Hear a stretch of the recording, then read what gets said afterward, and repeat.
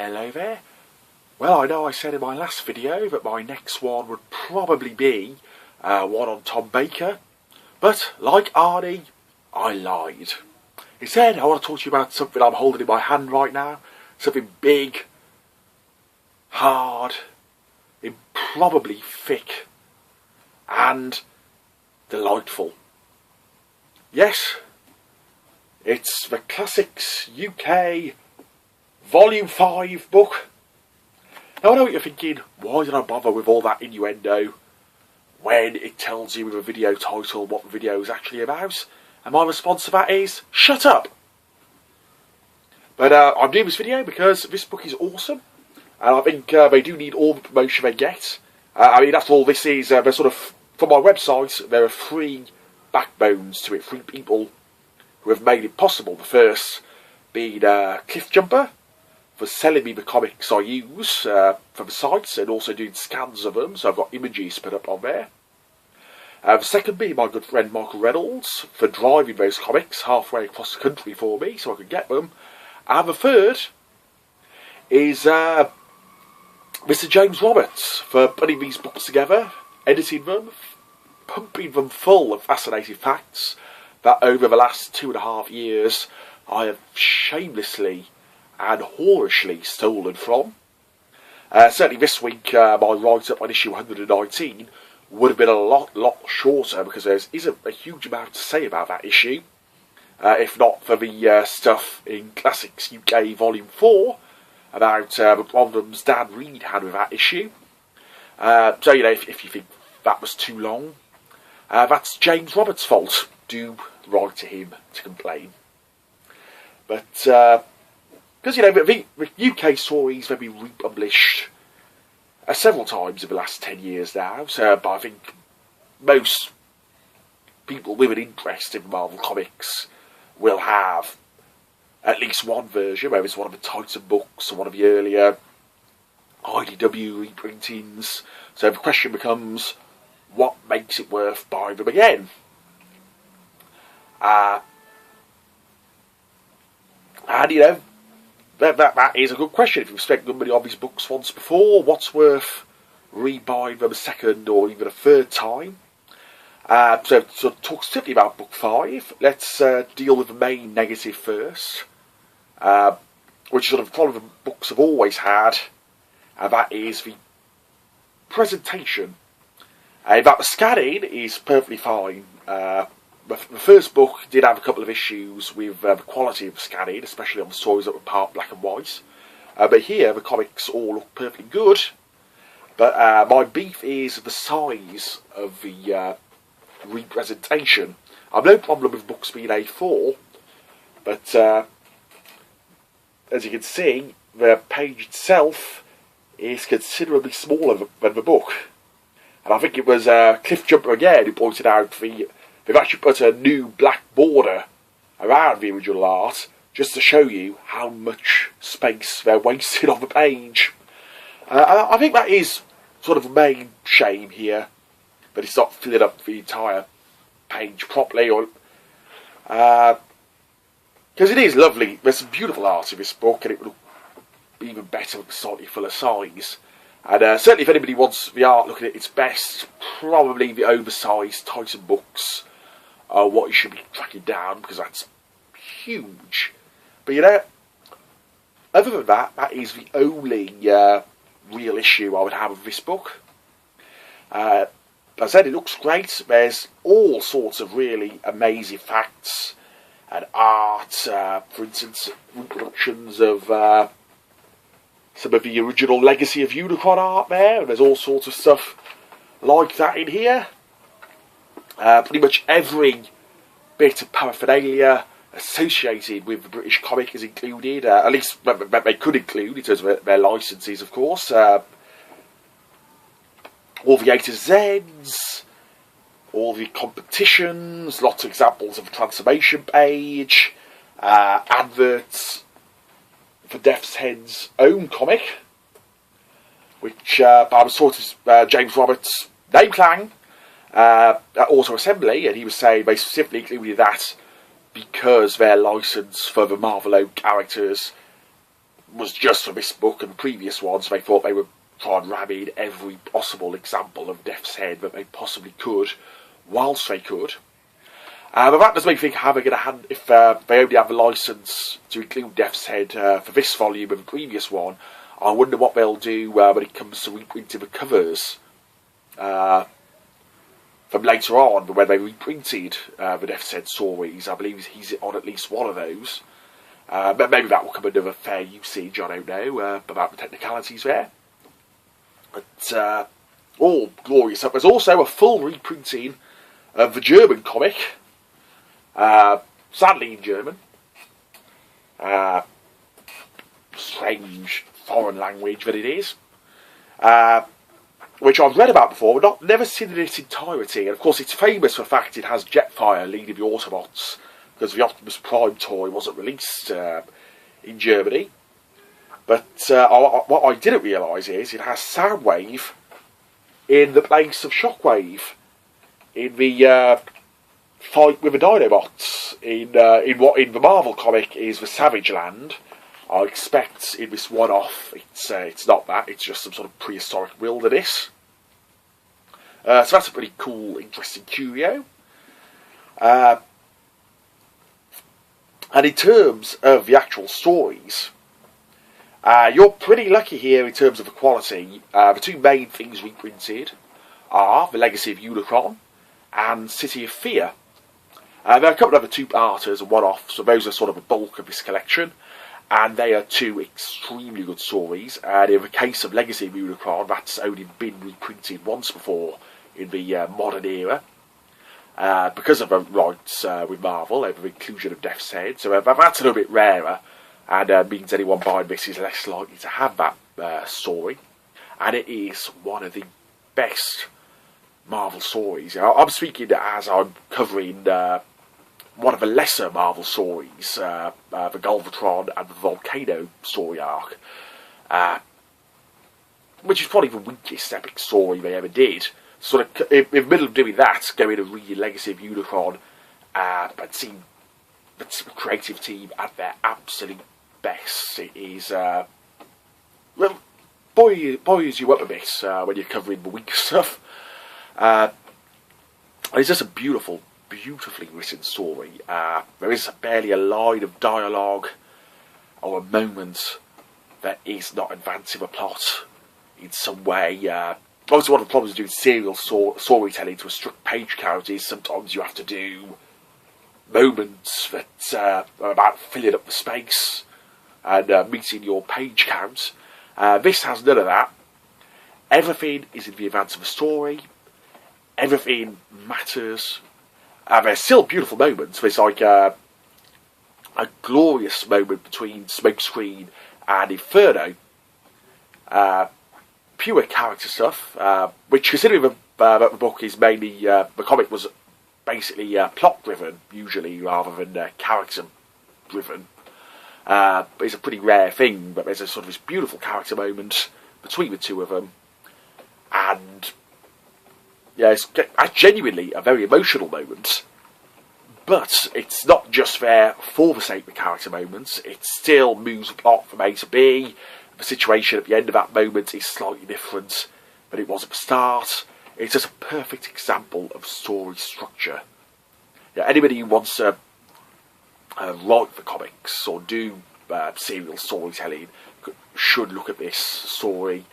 It will tell you everything that you need to know and that you should be doing in order to make that work. I do some writing myself.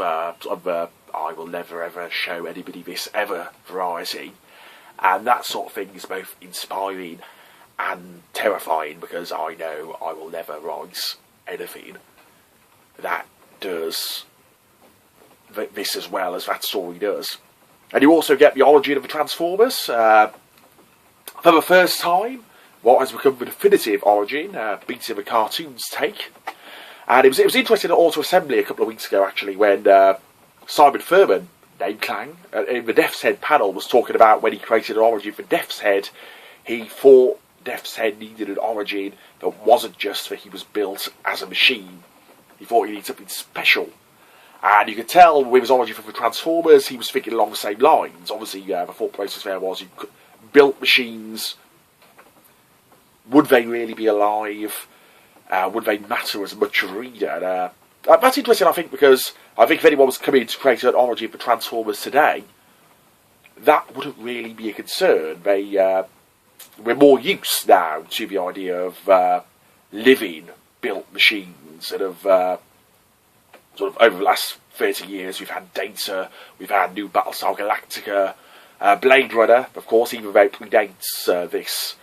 Blade Runner has gone on, really cemented its reputation as a classic, when it was more of a box office disaster, still in the early and mid-80s. So I think that all those have changed our attitudes towards robots in fiction a bit, and you wouldn't need some sort of outside special magic force in order to make them alive.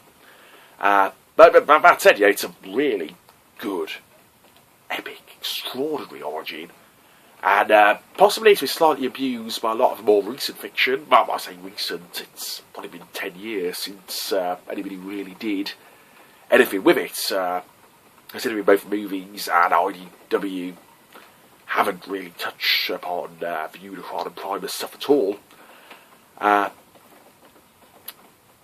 But there, in its pure, undiluted, original form, it's glorious.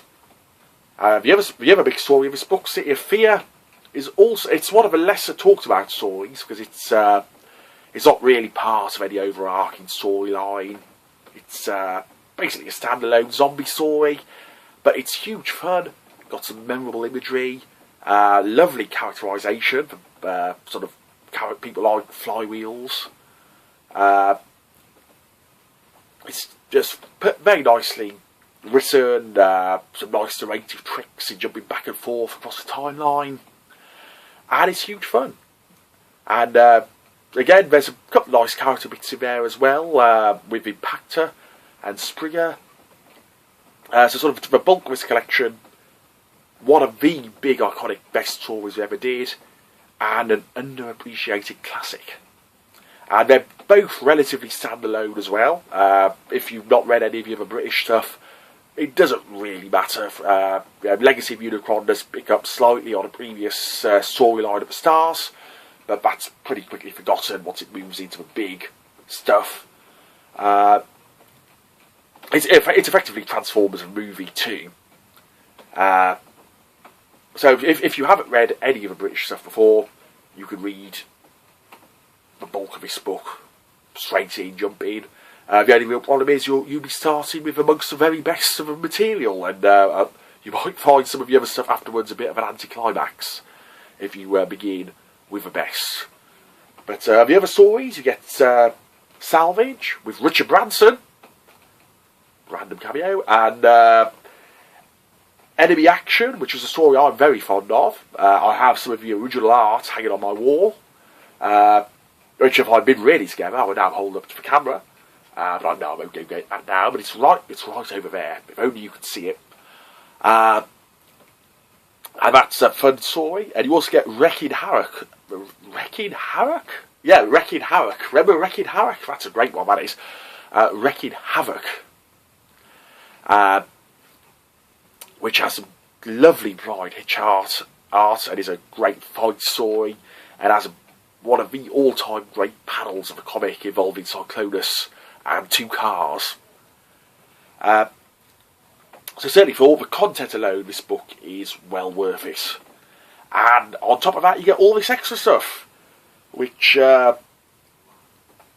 just hugely detailed. You get lots and lots of interviews with people like Simon Furman and Dan Reed, and letterers and colorists, and Richard Starkings. There's a nice little interview about his annual story piece, which is also in here.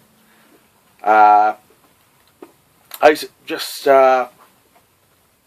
exceptionally well done. There's so here's this one interesting story in here is to sort of show you the extra depth that goes in over previous collections. If in the Titan trade, collecting City of Fear, it briefly mentions that they had complaints about a joke about Millwall Football Club on one of the covers with a suggestion that all their fans are football hooligans. And that was all it said in the title book. But here, there's a bit more details about the letter they got from the Millwall supporters club. And Furman talks about how he's basically unrepentant about doing that joke. And now he regards... He doesn't quite go out and say they were all hooligans, but he still thinks it's a funny joke that was worth doing, regardless of what the fans thought. And, that's just one example of a whole load of stuff. Obviously, with the amount of mistakes that I've made in my blog over the years, and indeed in this video, it would be really childish and pedantic and rubbish of me to point out any mistakes in here. So here's my list. I did stand out that they claim, when we talk about the first issue that Spike is in, they call him Buster. Schoolboy error there.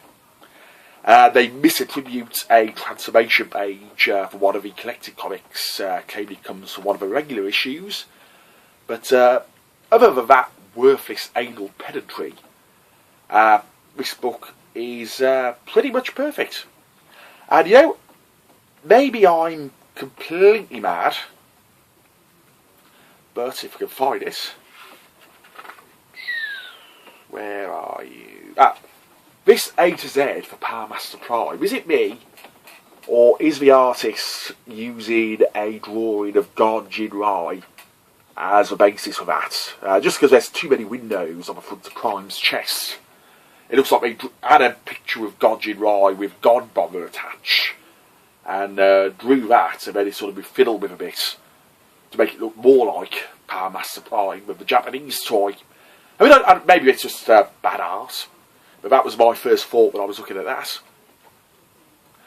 I suppose the only other slight shame of this is only half the 1988 annual is reprinted here. The rest has been saved for the next book. Again, that's not a huge problem. It's going for a slightly better reading order placement. Otherwise, absolutely lovely stuff, and is heartily recommended if you're interested in a British Transformers comic, and if you're interested in the history of British comics. If you've been reading more than meets the eye and enjoying it, and you're aware, of course, that James Roberts is hugely influenced by the writing of Simon Furman, and you want to try out the original source, you can do no worse than beginning with it here. In fact, as I flick through it, the other story in here is Deadly Games, which is a bit rubbish, but it's that sort of 2 issues out of around 20 that are reprinted in here. So that's not a bad one. That's not a bad ratio at all. So go out, buy it, support this insanely monumental effort. Yes, it is IDW making money from Old Rope, and they are reprinting stuff that has been reprinted a lot, but all the extra effort in here that has been put into this book makes it worthwhile. It is an essential purchase for anyone with even the slightest interest in any of the contents here. And speaking personally, this is before I was reading the book regularly. I started with Space Pirates. It's going to be the next volume. But because of the comic having to do reprints of earlier stuff, and because of the collected comics, I do have a big nostalgic attachment to a lot of what's in here. I remember having the second collected comic containing the second half of City of Fear, and always wanted to read what happened at the start. So, sort of the first 3 issues of that always gives me a thrill whenever I read it now, because of that sort of 10-year wait, I think it was, before it was first reprinted again. So that always feels very special to me. Legacy of Unicron, of course, from its reprinted in the main comic.